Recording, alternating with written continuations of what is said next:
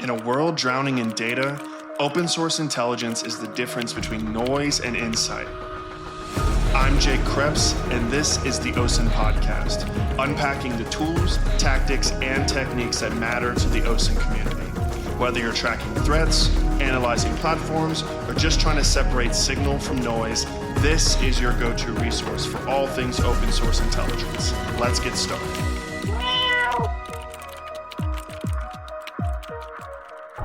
Hey everyone, and welcome to the 8th episode of the OSINT podcast. I'm your host, Jake Krebs. Today we're going to be covering the content from 2 newsletter issues. For those who are not subscribed, go ahead and head on over to osintnewsletter.com. It's a Substack publication. You can subscribe for free. There is an option to upgrade to a paid subscription where you will get much more advanced content behind the paywall that includes tools, tactics, techniques, different types of tradecraft for open source intelligence. Also make sure to follow us on social media, primarily on X and LinkedIn. Today's content is going to cover email OSINT from a beginner perspective. So if you are a new investigator, these are some methods that are going to be the bread and butter of your investigations. So definitely stay tuned for that. And then we are going to follow with the normal OSINT newsletter where we will cover 6 topics from open source intelligence, tools, tactics, and techniques, as well as some news. And then in this issue, we're going to be digging into breach data, how to discover breaches, how to track them, find their original locations, look at some of the data, and apply that to your open source intelligence workflows. So with that, let's go ahead and get started. Issue number 86 of the OSINT podcast is the free version, and that's where we're going to cover email OSINT. If you want to follow along, go ahead and head on over to osintnewsletter.com/86. This talks about email OSINT basics. We're going to look at reverse email lookups, pivoting based on information that you find, as well as a case study and key takeaways. I'm going to skip over the case study. I think it's better if you read it. However, I'm going to talk a little bit about email OSINT because I do feel like it is not only the most beginner-friendly way to get into the tradecraft, but also one of the most high-fidelity data points that you can have, especially about a person or an organization. So the first thing that this article talks about is the difference between email lookup and reverse email lookup. And these are just terms that you're going to hear throughout the industry. Most people might get them confused, thinking that an email search is going to be taking an email and finding more information. That's actually a reverse email lookup. And I just want to quickly talk about, a lot of times you don't start with an email address. So how do you get there, and why do you want one in the first place? So the reason why you want one in the first place is that it is a unique identifier that is typically only held by a single person. It is only common that in, let's say, business environments that you might have a jake@company.com, and let's say Jake leaves the company, you hire a different Jake, and now you have that Jake using jake@company.com. That's a case where an email may change hands, especially over time. But for a personal email address, jakekrebs@email.com, for example, will always probably be mine. Even if I stop using it, anytime I register for accounts with those emails historically, if you have good email methodology for OSINT, you should be able to find those accounts over time. But the question becomes, how do you actually find the email in the first place? Let's say that you only have a social media profile, maybe you have an image, first and last name, something like that.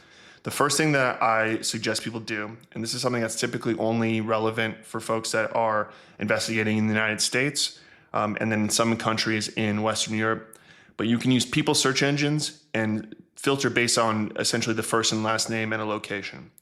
Now, usually this is helpful if you have a more unique name, but if you have a John Smith who lives in Philadelphia, Pennsylvania, for example, good luck.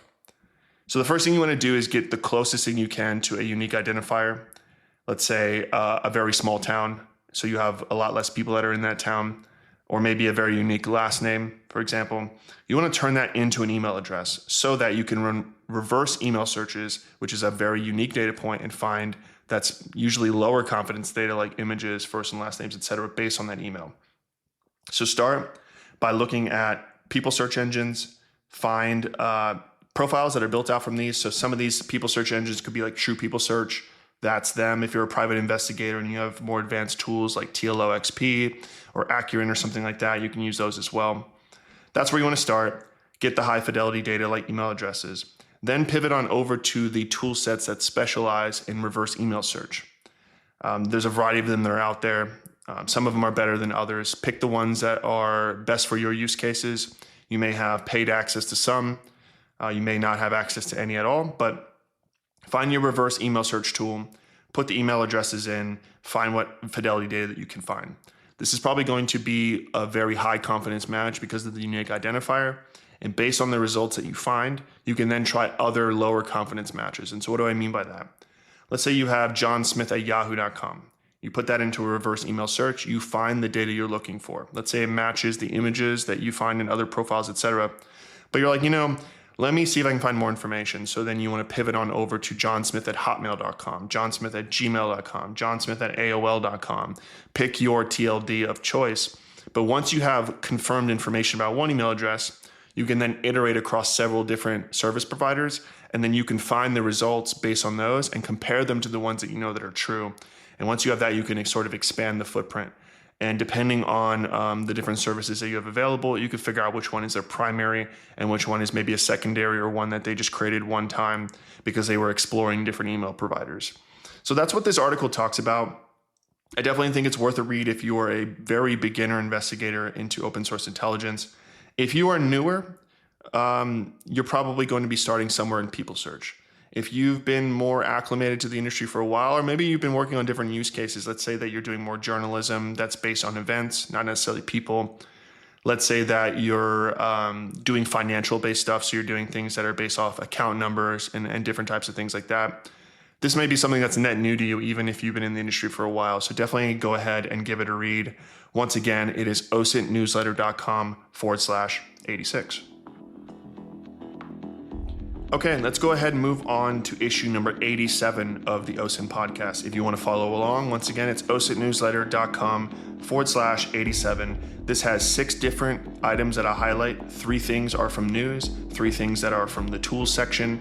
Let's go ahead and cover the news first. As a high-level overview, here are all of the things that I'm going to be talking about. An OSINT case study, something that's interesting when it comes to finding hidden websites for specific agencies. Then I'm going to be talking a little bit about OPSEC, talking about Meta and the new terms of services that they have for using their LLMs and how that's going to be used against you, depending on how you see it from a privacy perspective. Then I'm going to be talking about a rant that I saw on LinkedIn that's specifically trying to say that OSINT is not collections. It's not just collections. And I think that I've harped a lot about OSINT not just being tools. It's just the byproduct of those tools and the outcome that you get, which is intelligence. But this talks about going one step further. You have to move along the intelligence cycle. And OSINT isn't just tools. It isn't just collection. It isn't just analysis. It's the entire thing with the goal of having a nice quality piece of intelligence at the end. More on that later.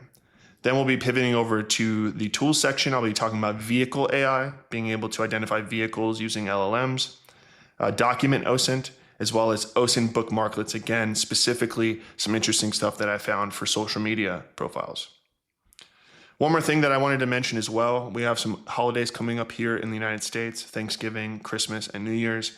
The OSINT newsletter is going to be pretty intermittent in that time period. So on the 4th of December will be the last paid issue. There will not be a paid issue on the 4th of December because of the Thanksgiving holidays.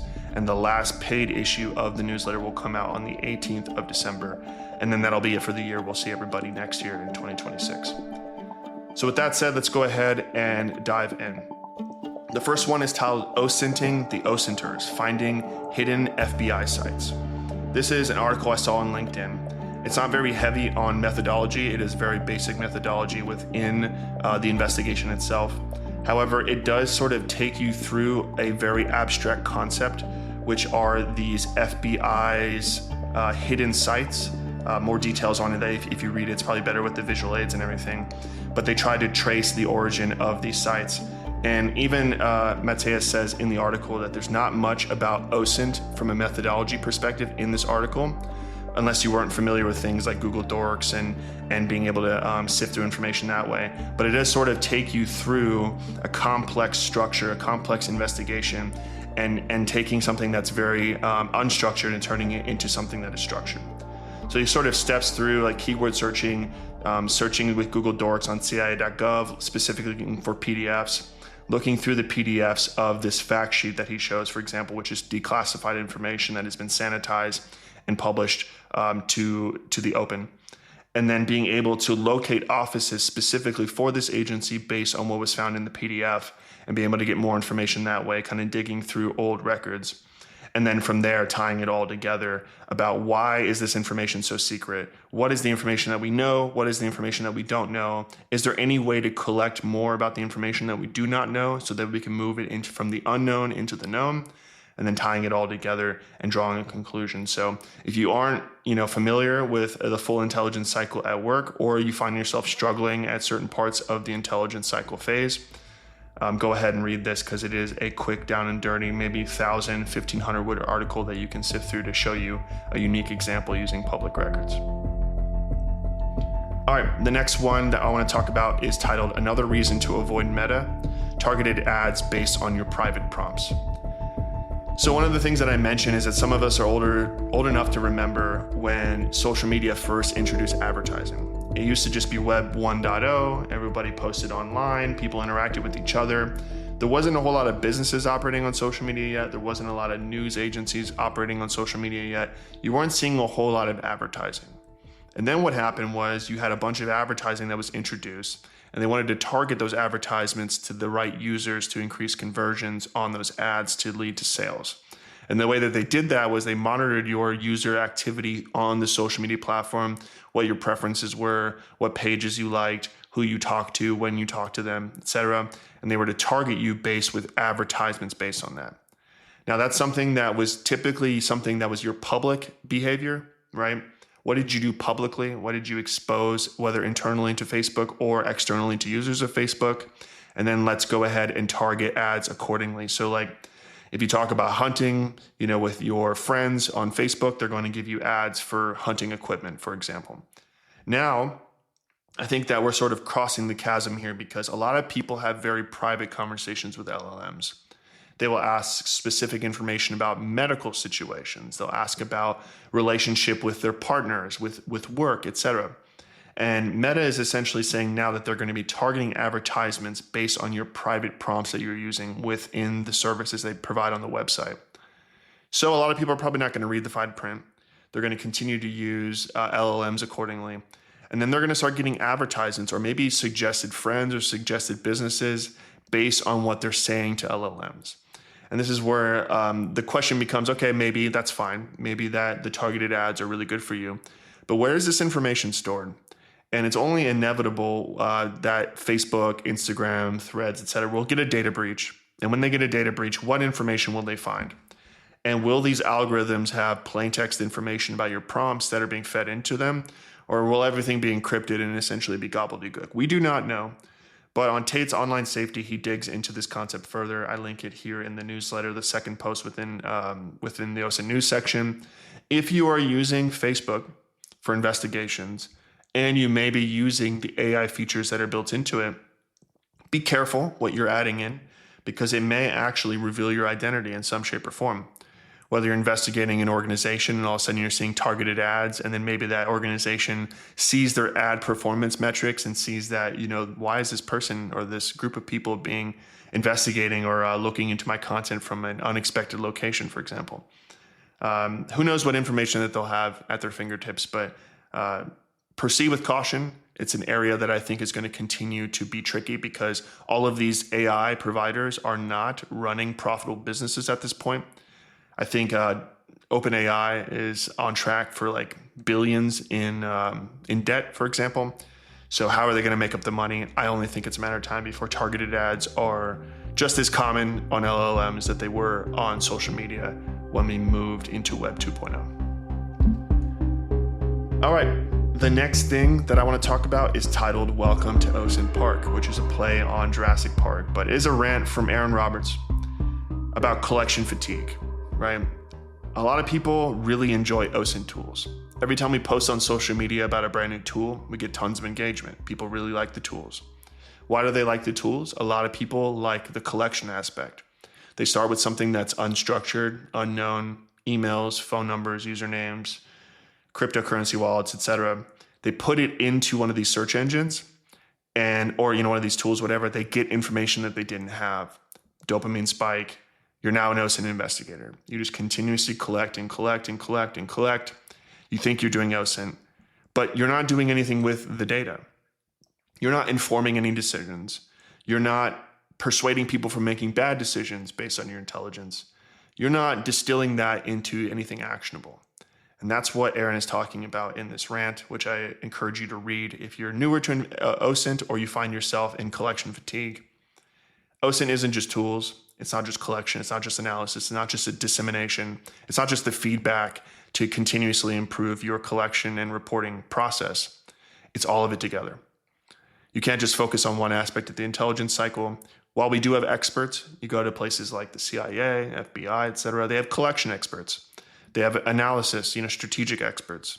But those things are all a one gigantic cohesive unit. And it's important to be well-rounded because you may run into a scenario where you're not just a collection expert anymore. They're asking you to actually brief on what your collection indicate. They're asking you to put together intelligence reports, PowerPoint presentations, et cetera. If you can't talk to or understand the information that you're collecting and why it's important, you're just an archivist. You should join one of those subreddits that is specifically just about archiving information, like having a ton of user manuals for 1980s vehicles at your fingertips.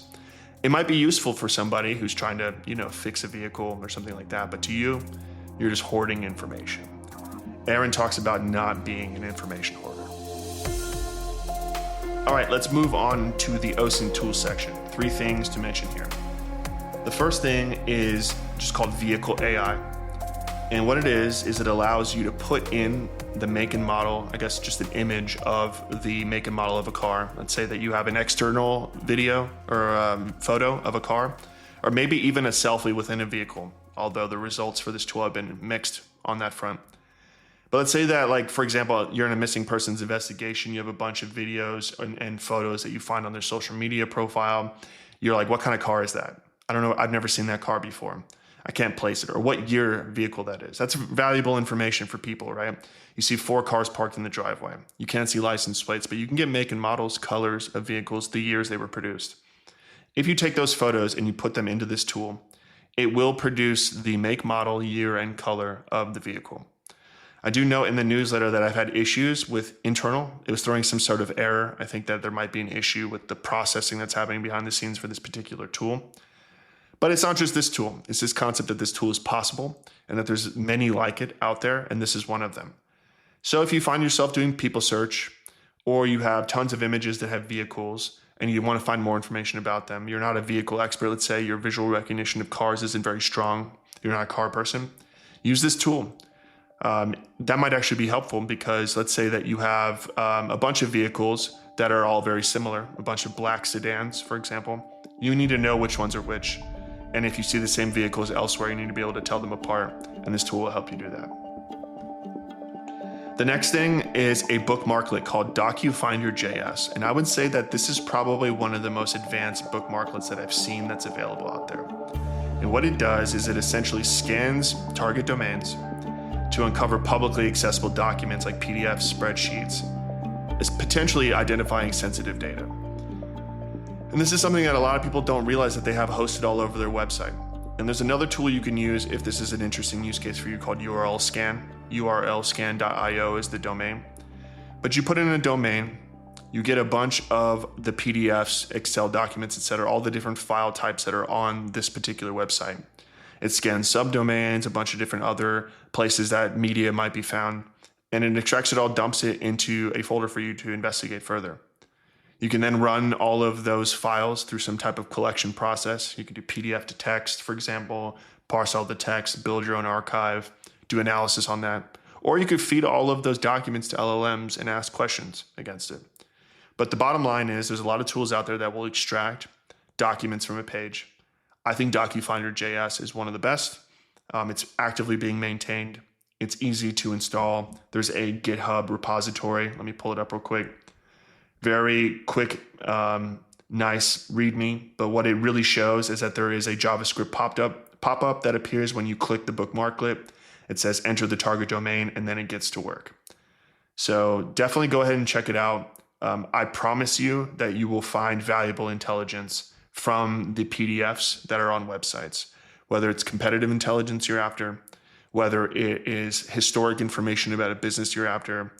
Do not sleep on PDFs, documents. I know they're kind of a pain to sift through. There are tools out there for that. Just pump everything into GPT or VS Code or whatever and ask it questions, and you'll get all the information you need, or tell it to summarize all the information or pull out very specific information that you're looking for.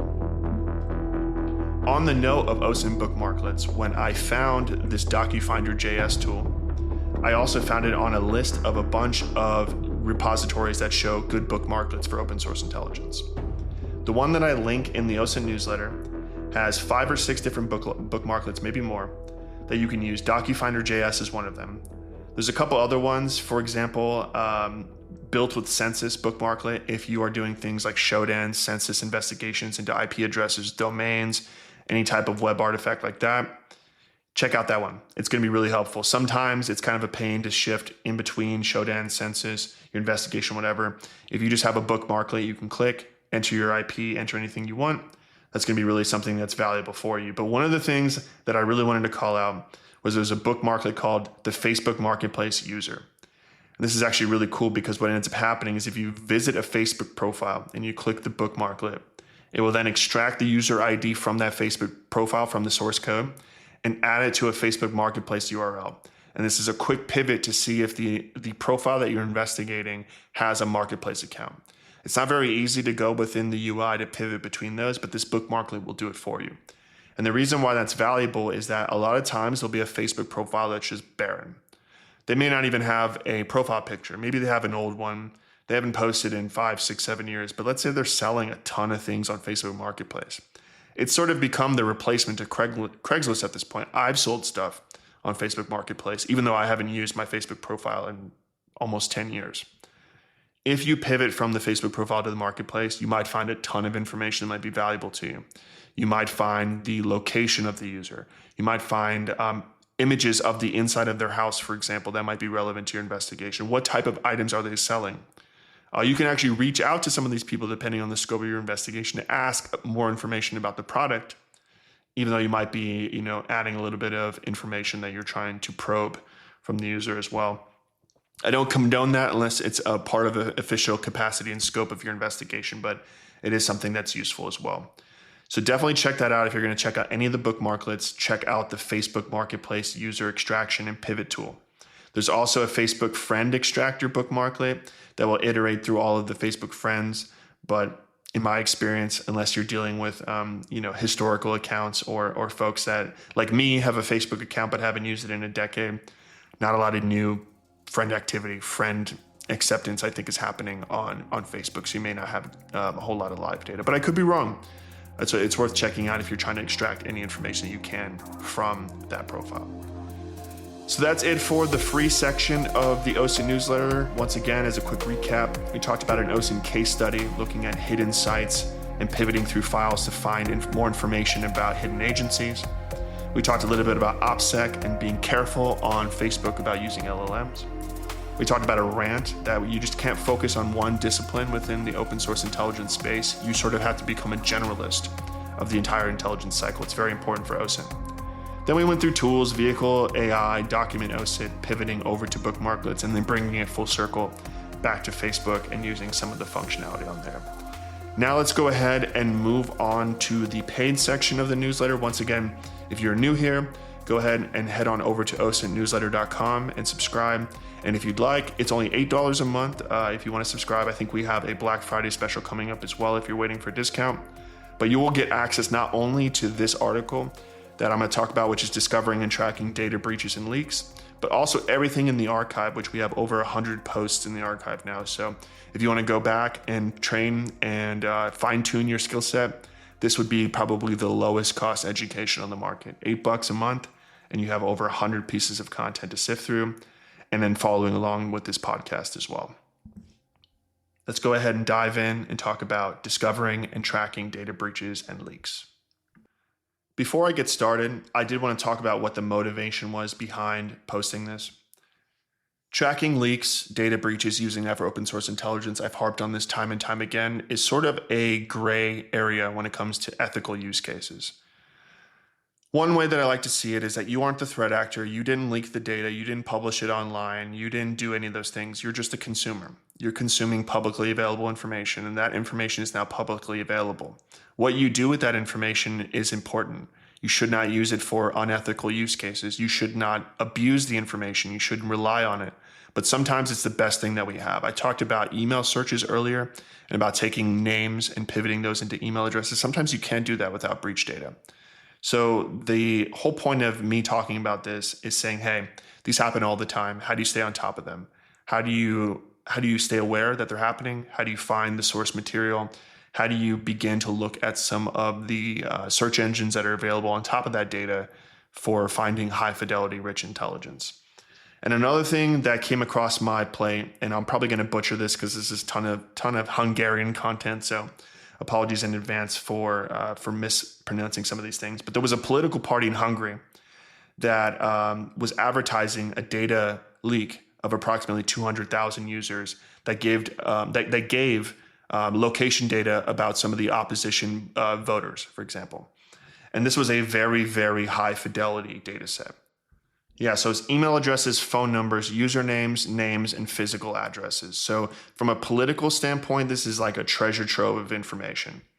And one of the political parties, I think, posted a map of all of the supporters. A lot of this information has been taken down. So I'm sort of only operating off of what news articles have reported and some Wayback Machine articles. But this is what kind of got me thinking was like, hey, you need to be aware of this data when it's being leaked. You need to be able to find where the data is. You need to be able to see if there's any search engines that expose that data. And then depending on your use case, whether it's your own privacy, the privacy of your clients or your employer, or whether it's specifically on the capacity of an investigation, you need to be able to see if that data is available through those sources.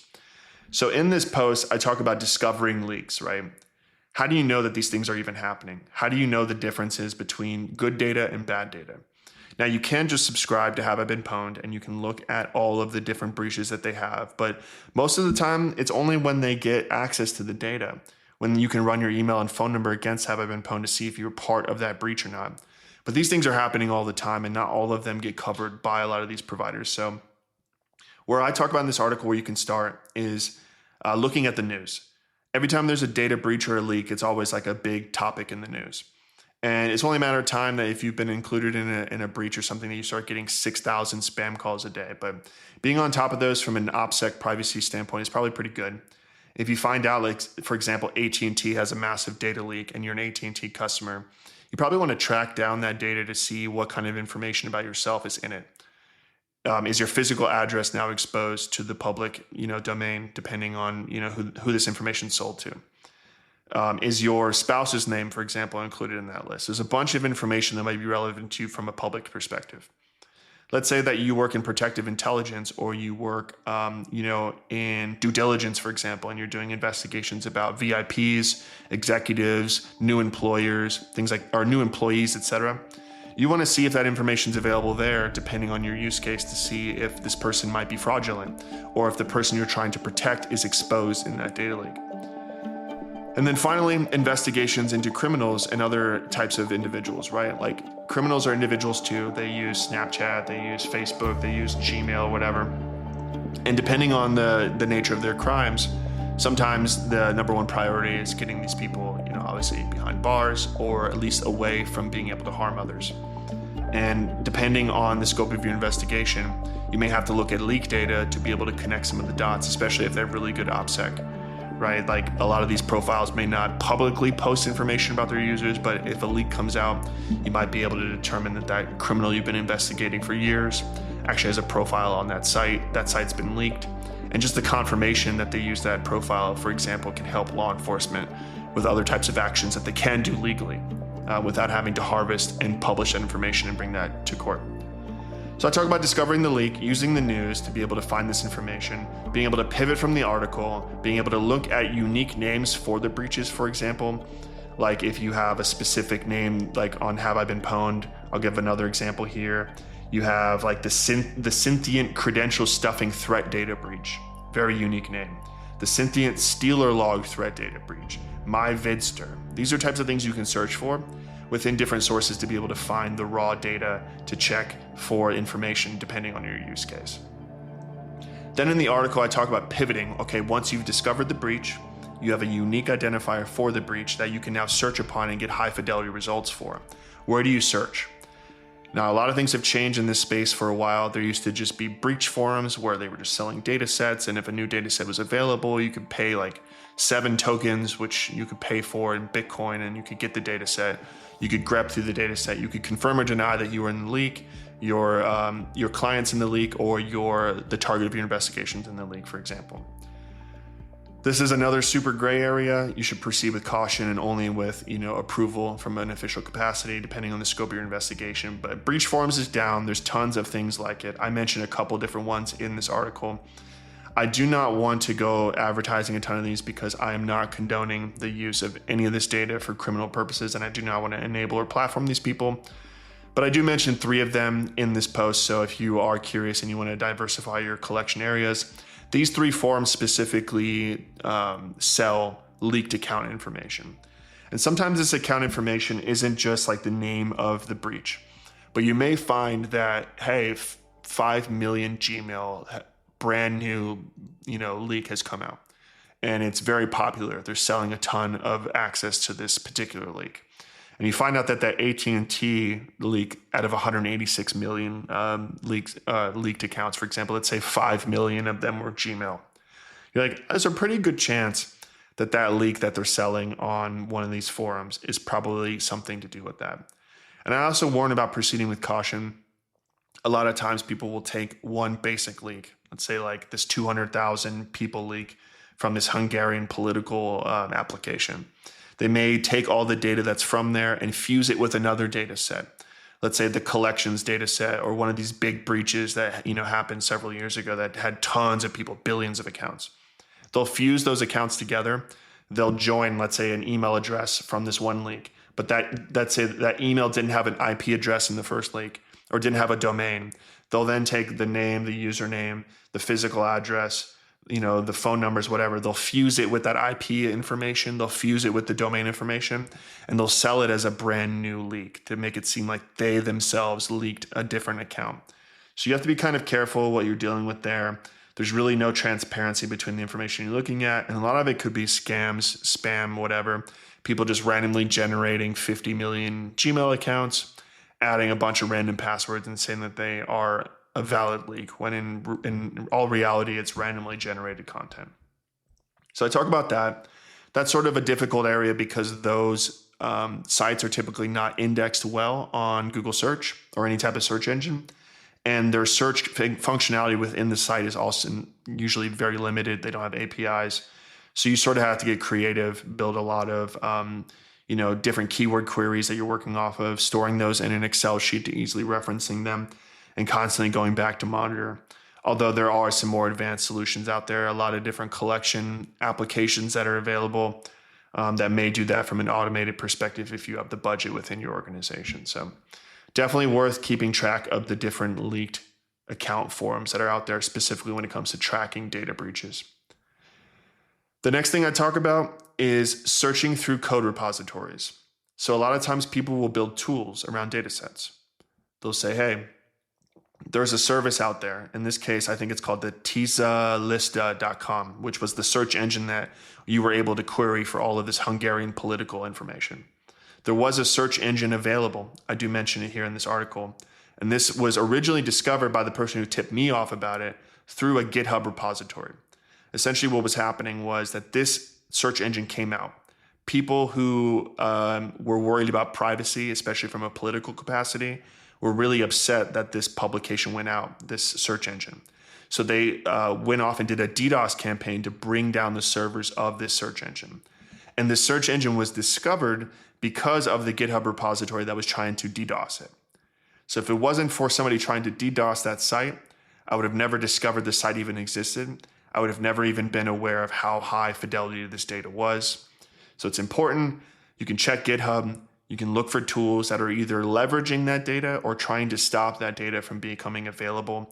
that will tip you off. And a lot of times, if you have a unique identifier for the breach, you can use that as a keyword or key phrase to be able to search within GitHub.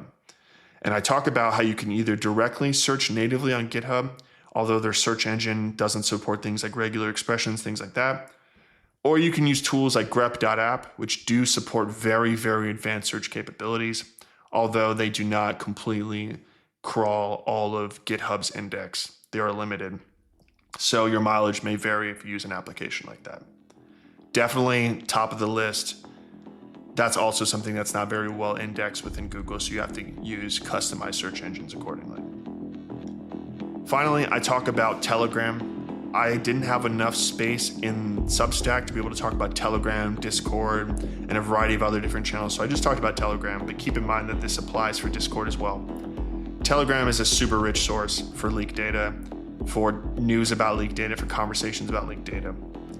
There are a variety of different tools out there that allow you to search within Telegram channels, groups, etc. Depends on your budget. If you want something super enterprise like Flashpoint, Recorded Future, things like that, or if you need something a little bit more budget like telemetry app, things like that, or if you just want to, you have your own collection engine, and or you want to join these channels yourself and sift around, it's going to be a very rich source. It used to be indexed a lot better by search engines. It's much less not the case now. You have to really rely on some of these premium tools. But if you have that unique keyword, you can search for that within tools. You can do Google Docs. You can use your own archive. You can find chatter about that breach, and you can potentially see individuals that are involved in it, or you can get insight into additional tools that leverage that data. You could find where is that data being sold on some of these forums, who is using that data to build different tools, things like that. You're not going to find that on traditional social media. You're probably not going to find that on GitHub. That's the type of thing you find within Discord servers, Telegram groups, etc. So I talk about a couple different techniques for discovery, but with all things that are behind, paywalls or login screens, otherwise known as the deep web, there's typically a amount of interaction that you have to make with the content. So there's a very heavy OPSEC consideration as well. So before you go through and actually start interacting with content on Discord and Telegram, because there are ways to exploit these tools to reveal your identity, you have to make sure your OPSEC's super clean, even from a browsing capacity. If you've joined a server, if you've joined a group, people may extract all the users at some point, and you may be stuck in an archive somewhere with your username associated with the group, even if you've left the group. It depends on when that group was collected on. And when I think about tools that I've worked on personally, like places at Flashpoint, etc., these things are being crawled daily. So if you join these groups and it gets crawled and there's a user list and you're on it and then you leave, it depends on who has access to some of these collection engines. You may be tied up with some bad association depending on who's investigating that channel, and just something worth keeping in mind. So I close this whole thing up with tying it all together. And I talked about this before, but you want to streamline this whole operation. You don't want to make it as non-manual as possible. So Google Docs, using that to identify the breaches in the articles. I talk about keyword searches, specific different operators, making sure that it is time boxed so you're not getting old stuff, you're only getting recent stuff. I talk about turning that into an RSS feed. I talked about this before, piping that feed into different tools, being able to monitor it passively and get alerted accordingly. Then I talk about, hey, forums, it's hard to scrape. You can't really do like automated scraping, but you can use tools like Instant Data Scraper. Almost all these forums are based on like a tabular like structure, meaning that all of the search results are sort of like result 1, result 2, result 3, title, description, author. You can use tools like Instant Data Scraper to at least iterate while you're on the page to scrape and extract everything out, and then analyze that data a little bit more efficiently on the back end rather than Control F, Control F, Control F, and search everything. It's only when you get to Telegram where things get a little bit more difficult, where maybe you have to have some more advanced options like getting access to the telemetry API, getting access to more larger enterprise tools APIs, and building those into your own custom solutions. But there is options manually to do this as well, just not really anything that you can do from a streamlined perspective. So key takeaways here: start with the news, start with social media, find the unique identifiers about the breach, pivot on over to the deep web, the dark web, continue to search with those unique identifiers, find the data that you're looking for, Use the data ethically. Protect your own privacy, protect the privacy of your clients, or investigate only on an official capacity with your scope approved, and then produce quality intelligence that leads to high quality decision making. Whether that's personal, deleting accounts, going through the process of actually cleaning up your OPSEC online for the sake of your own personal security, whether that's protecting your client from having their information exposed, or whether that's keeping criminals off the street or off the internet and promoting overall a more safe environment for people that are just trying to get on with their day. So go ahead and once again check that out, osintnewsletter.com/87. That's it for this episode of the podcast. And again, make sure to follow us on social media. If you missed any of this stuff or you want to see videos of some of these tools in action, that's where you're going to see it on social media. Check us out on X or on LinkedIn, and make sure to follow both the OSINT newsletter and the OSINT podcast. And thanks again for listening.